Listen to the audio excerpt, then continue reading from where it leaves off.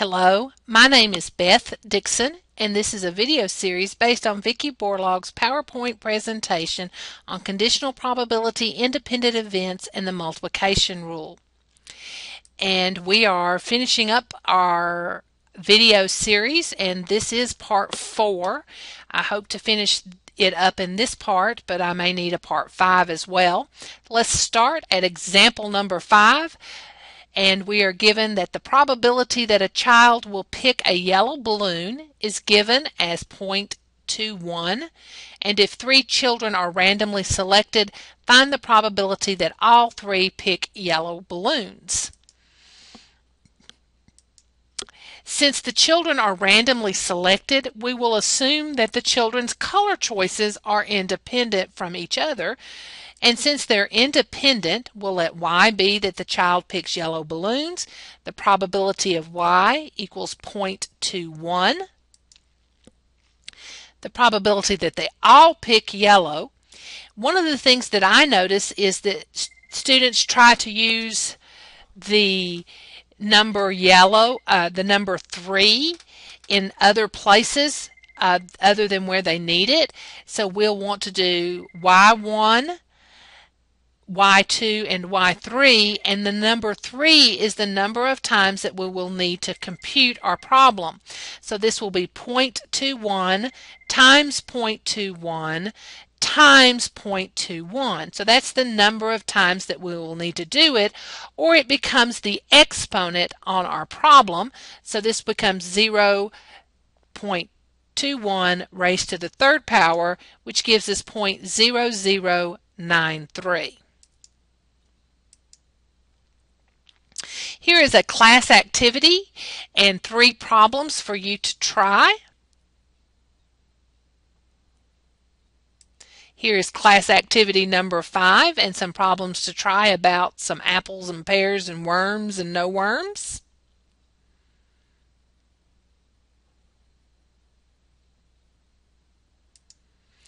And the multiplication rule can be used to calculate conditional probabilities, and we can do that by taking the multiplication rule. The probability of A and B is equal to the probability of A times the probability of B given A, and divide both sides by the probability of A, and that gives us the probability of A and B divided by the probability of A is equal to the probability of B given that A has occurred.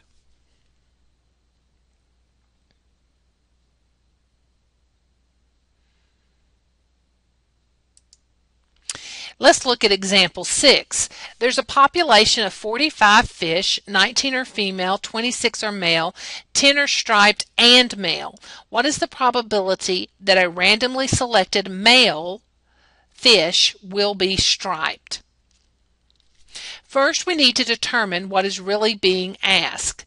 Notice that being male is a given fact, and we are asking what the probability of being striped is, given the fact that we have a male fish. Notice our notation, and the fact is given second, and what we're looking for, the fact that the probability of being striped, is first. That's the probability of striped given that we have a male fish. Find the probability it is striped given that it is male. To find this, let's use our formula. The probability of A and B divided by the probability of A. The probability of striped and male would be on top, and would be 10 out of the population of 45 because there are 10 striped and male, divided by the probability of being male, which there are 26 out of 45 males. 10 out of 45 26 out of 45. And when we do the arithmetic there, we get 0.3846. Back to our lions and mice, and we can use this rule to answer the following questions. What is the probability that a randomly selected individual who is a lion was a square? What is the probability that a randomly selected individual who is a square was a lion? Let's begin by organizing our data into a table. We have our mice and squares, circles, our subtotals, and our grand total. One square mouse, two circle mice for a total of 3.